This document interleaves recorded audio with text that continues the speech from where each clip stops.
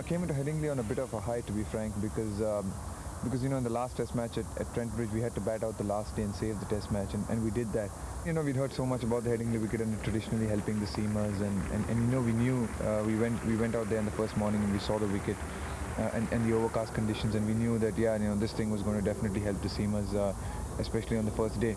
But with the kind of composition in the side we had to take a gamble, because we knew if we had to win the series, we had to win that Test match. A draw wouldn't do.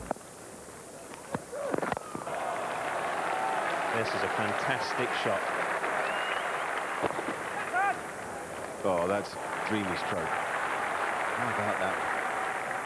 I think it was probably one of my most satisfying innings, but it just happened, and it's almost not really sunk in. So I guess it'll take me a bit more time, and probably to really. It just happened, and it's almost not really sunk in. So I guess it'll take me a bit more time, and probably a few years to really appreciate the value of it.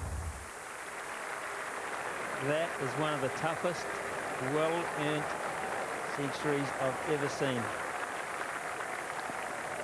Oh, it was fantastic. I mean, even Sanjay Bangar, who batted with me on the first day, I think played brilliantly, to get us through to the second new ball. And then Sachin and Sourav took on from there. They're really destructive stroke players, and the pace they set on the second day and set up that huge score for us was phenomenal. Even though we'd done all the hard work on the first day, I think it still needed somebody to give us that impetus on the second day and set up the game for our bowlers. Tendulakar goes to 100. That is a marvellous performance. I think it was good cricket. I think you began to realize as the Test went on that we were playing good cricket, I think they played good cricket in patches as well. I thought Nasser Hussein's century in the second innings was a fantastic effort. I mean, not easy conditions, and he showed a lot of character, which is probably something we've come to expect of him. It was probably one of our good Test matches, and give the young guys a lot of confidence, especially some of our younger bowlers, Zahir and Ajit. Right at the beginning of the tour, when I was in India, and somebody asked me, what do you think? I said bowlers around, and it was a good opportunity for one of them. Good bowling from Khan. I'm glad to see that Zahir is, probably, I wouldn't say he's still there, but he's going along those lines, and he's working really hard, and he's, willing to be putting his hand up and being counted when it matters. And Ajit's come of age in this tournament as well, after showing a lot of promise initially in his career. And obviously, Anil and Harbhajan are class spinners. Obviously, Anil and Harbhajan are world-class spinners, and everyone knows about their exploits. But it's really exciting to see some of these young fast bowlers trying to, at least making an effort to establish themselves and make a name for themselves.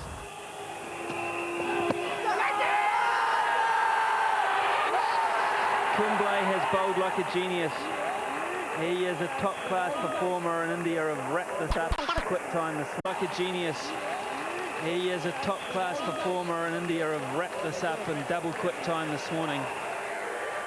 We've won a few Test matches in the last year abroad, and we've really gone out and celebrated a hell of a lot, and haven't really done so well after that. And so being a superstitious lot, we decided that, well, let's try something different this time. Let's keep it a bit low-key, and hopefully play good cricket and hopefully play good cricket at the Oval, and then have a big celebration after that.